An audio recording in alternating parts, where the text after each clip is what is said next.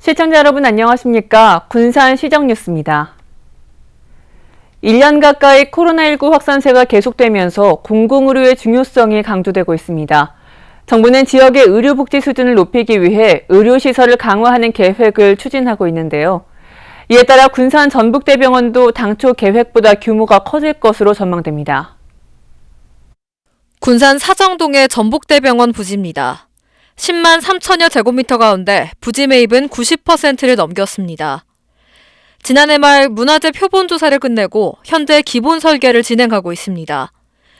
올해 상반기 기본 설계가 끝나면 실시 설계와 행정 절차를 거쳐 내년에는 착공에 들어갈 예정입니다. 군산 전북대병원은 1,800억 원을 투입해 500병상 규모의 종합의료시설로 지어질 계획이었습니다. 하지만 당초 계획보다 규모가 커질 것으로 전망됩니다. 코로나19 팬데믹 시대가 오면서 수도권과 지역의 격차를 줄이는 의료 평등화와 공공의료 인프라 확충에 대한 정부의 의지가 강해졌기 때문입니다. 정부에서 최근에 그 감염병 팬데믹 때문에 많이 바뀌었어요. 지금 병원 지어지는 환경이요. 병원법도 개정하고 지금 여러 가지 움직임이 있어가지고 더 많은 걸 요구하더라고요, 자체가요. 코로나19는 물론 주기적으로 발생하는 새로운 감염병에 대응하고 응급, 외상, 심내혈관, 고위험 산모 등 중증 의료 기능을 강화할 것이라는 게 전북대병원 측의 설명입니다. 상급 종합병원의 기능을 넘어 네트워크로 연결되는 스마트 통신까지 갖춘 미래형 공공병원을 계획하고 있다는 것입니다. 스마트 병원이라 해가지고요. 사람이 없거나 그러더라도 그 기능망을 해가지고 환자 정보나 이동 동선이나 그리고 이제 원하는 진료나 그런 거 있지 않습니까? 네트워크로 연결되는 병 그런 부분까지 이번에 다 포함되어 있거든요. 중증 환자 그리고 심혈관 같은 고위험 환자 그리고 스마트 병원처럼 해가지고 이에 따라 예산도 큰 폭으로 늘어날 예정입니다. 전북대병원 측은 정부와 협의하고 있다며 구체적인 예산은 올해 하반기쯤 나올 것으로 예상하고 있습니다. 아마 정부에서 원하는 만큼 그 상황에서 저희도 주도록 돼 있기 때문에 이런 협의는 하고 있어요, 자체가요. 상당히 많이 늘어나긴 한데 수년째 진통을 겪어온 군산 전북대병원. 코로나19로 공공의료 기능이 강화되면서 당초 계획보다 규모가 얼마나 더 커질지 귀추가 주목되고 있습니다. 새만금 광역교통망이 될 공항과 신항 철도 건설 사업이 올해부터 본격화됩니다. 국토교통부에 따르면 새만금 공항은 지난해 7월부터 기본계획 수립 용역을 진행해 올해 상반기 결과가 나오면 하반기에는 설계에 들어갈 계획입니다. 새만금 신항은 2선석 규모로 올해 착공에 들어가 2025년에 준공할 예정입니다. 항만을 연결하는 철도는 현재 진행하고 있는 예비타당성 조사가 나오면 기본계획을 수립할 계획입니다. 송하진 지사가 새만금에 도로 이청사가 필요하면 설치하겠다고 밝힌 것으로 알려졌습니다.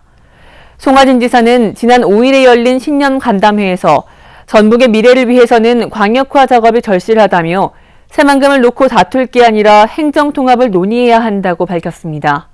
그러면서 군산과 김제, 부안 또는 그 이상의 지자체가 합해진다면 도에서 출장소나 도청의 일부 기능을 새만금권으로 분산해서 설치하는 방안을 검토하고 있다고 설명했습니다. 송 지사는 광역화 작업을 위해 아이디어를 모으고 논의를 이어갈 계획입니다. 군산시가 계약심사 제도를 통해 최근 2년 동안 220억 원의 예산을 절감했습니다.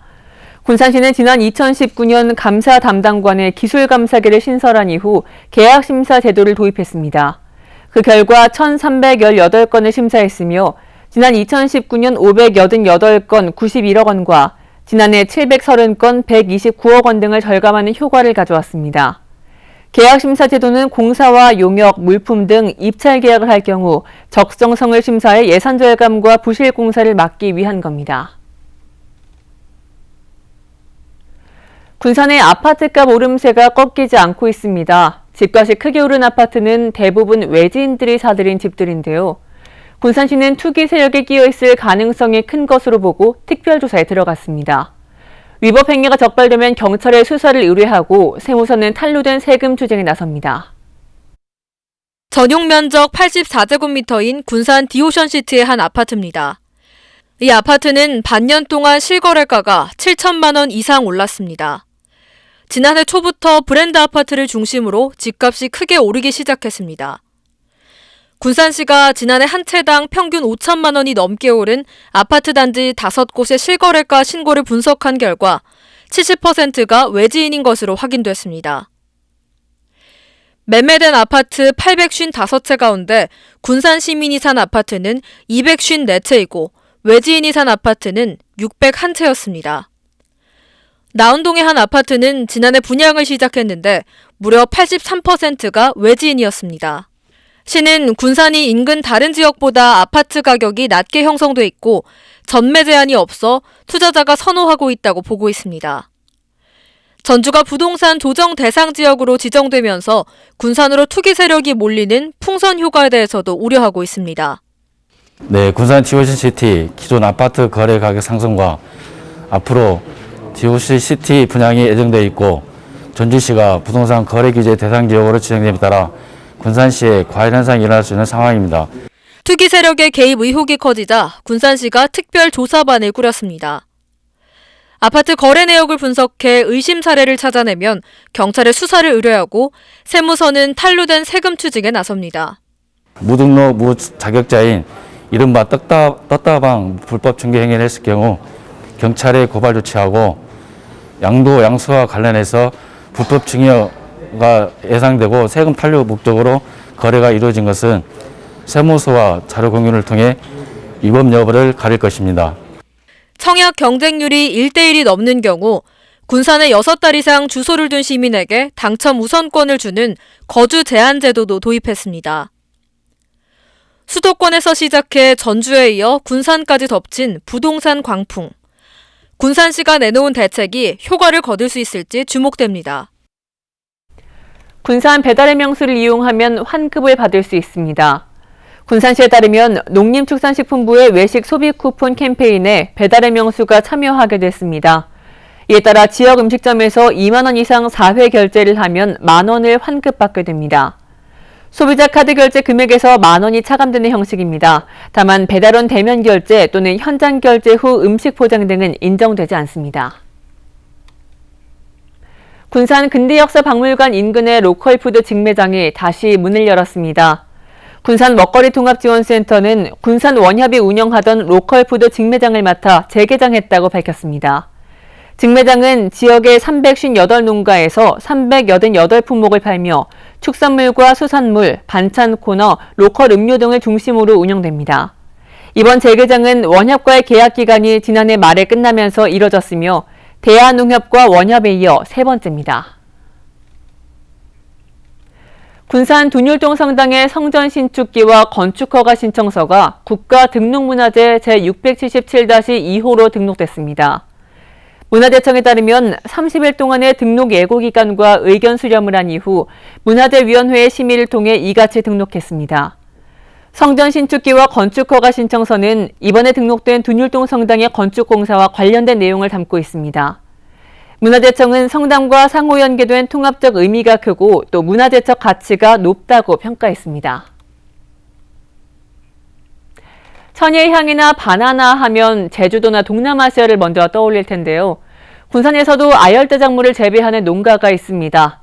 수확 시기가 늦은 망감류 14종이 군산에서 자라고 있습니다. 품질도 괜찮고 외국산보다 믿을 수 있어서 군산시는 올해 그 면적을 늘려나가기로 했습니다. 군산 대하면의 한 농장. 노랗게 익은 탐스러운 황금향이 하우스를 가득 채웠습니다. 수확을 앞둔 열매는 맛도 제주도에서 자란 황금향에 버금갑니다. 3,300제곱미터 규모의 하우스에는 천혜향과 레드향, 청으로 만들어 인기를 끌고 있는 하귤 등 아열대 작물 14종이 수확을 앞두고 있습니다. 바나나는 지난해 가을 군산 로컬푸드 매장에서 판매해 외국산보다 2~3배 비싼 가격에 팔렸습니다. 기후변화에 대응을 한 것이라 생각하고요. 그리고 군산에서는 처음이라는 거, 당도가 높아지고 이런 과일 쪽에서는 당도가 높아지고 그만큼 이제 농약이나 이런 것 비용이 줄어들고 그다음에 건강한 먹거리를 만드는데 좀 필수라 생각을 합니다. 생선을 2년 동안 발효시켜 액비로 사용하는 친환경 농법 덕분에 믿고 먹을 수 있기 때문입니다. 아직은 시범 재배지만 올 봄에는 수학과 함께 6차 산업인 체험까지 연결할 계획입니다. 뭐 어린이집이나 저희 로컬에 있는 어린이집, 뭐 초등학생 이런 분들의 체험과 그리고 그 가공까지 저희 생각 중이거든요. 그래서 뭐 와서 이제 맛도 보고 그다음에 직접 체험을 해서 수확을 해서 가져갈 수도 있고, 그리고 여러 뭐 여기 흔히 볼 수 없는 것들을 다시 볼 수 있는 이런 시스템은 관광 이런 시스템 한번 만들어 볼 계획입니다. 가지를 재배해온 이 농가가 아열대 작물로 바꾼 건 2년 전. 지구온난화 등의 영향으로 시범 재배가 성공하면서 군산시는 품종을 늘려가기로 했습니다. 첫 시범 재배로 성공 가능성이 커지면서 올해는 도비를 포함해 6천만 원의 예산을 세웠습니다. 군산시는 희망 농가를 대상으로 신청을 받아 면적을 확대할 예정입니다. 군산은 이제 전통적으로 쌀 보리가 소득 작물로 있습니다. 근데 쌀 보리와 함께 소득이 높은 작물로 품목을 다양화해서 또 그 지역 농산물의 선순환 체계를 구축함으로써 농가 소득 향상에 도움이 크게 될 것으로 기대를 하고 있습니다. 섬과 무트로 가는 장거리 이동 없이 물류비가 적게 들고 약간의 난방비만 들이면 재배가 가능해 새로운 소득원으로 기대하고 있습니다. 게다가 수입 농작물의 안전성에 대한 우려 때문에 국내산 수요가 늘면서 경쟁력도 커지고 있습니다. 기후 변화로 생육 환경이 달라지는 군산. 아열대 작물이 미래 농업의 대안으로 주목받고 있습니다. 군산 농업기술센터에 과학영농 6종 연구센터가 들어섰습니다. 군산시에 따르면 사업비 19억 원을 들여 작년 8월에 착공한 과학영농 6종 연구센터가 준공됐습니다. 이에 따라 지역에서 생산되는 농산물에 대한 안전성 검사와 토양 검사, 가축 분뇨 퇴액비 검사, 쌀 품종 검사 등을 연간 8,000건 이상 분석할 수 있습니다. 군산시가 중앙동에 조성하고 있는 공공창업공간을 운영할 예비사업자를 모집합니다. 군산시는 공공점포 예비사업자 모집을 통해 창업을 희망하는 예비창업자에게 교육을 제공하고 우수 수료생에게 창업을 지원하겠다고 밝혔습니다. 모집은 1월 15일까지며 중앙동 주민이나 공공점포 창업에 관심이 있는 군산 시민이면 됩니다. 교육은 27일부터 3월 말까지 진행되며 최종 선발 인원은 10명입니다. 군산시가 전라북도가 주관한 2020년 대중교통평가에서 최우수기관 표창을 수상했습니다. 이번 평가에서 군산시는 대중교통수단과 시설 등에 대한 홍보, 군산공항 항공노선 재개 등을 높이 평가받았습니다. 시는 임차 택시를 늘려 사회적 교통약자들을 위한 이동 편의를 높이고 있으며 한파에 대비한 시내버스 정류장 바람막이 설치 등 대중교통 이용 활성화를 추진하고 있습니다. 다음은 읍면동 소식입니다. 출연기업인 주식회사 유리치건설이 희망 2021 나눔 캠페인에 동참해 이웃돕기 성금 1,000만 원을 군산시 옥서면에 기탁했습니다. 군산 소송동 통장협의회가 관내 어려운 이웃을 위해 사용해달라며 성금 385만 원을 소송동에 기탁했습니다. 군산 나운삼동 통장협의회가 17반 모은 이웃돕기 성금 290만 원을 관내 어려운 이웃을 위해 기탁했습니다. 군산 대야면 민성회가 이웃돕기 성금 200만 원을, 대야면 농촌 중심지 활성화 사업 최영택 위원장이 성금 100만 원을 전달했습니다. 이날 기탁된 성금은 대야면 지역협의체를 통해 관내 취약계층 지원에 쓰일 예정입니다. 이것으로 군산 시정 뉴스를 마칩니다. 시청해주신 여러분 고맙습니다.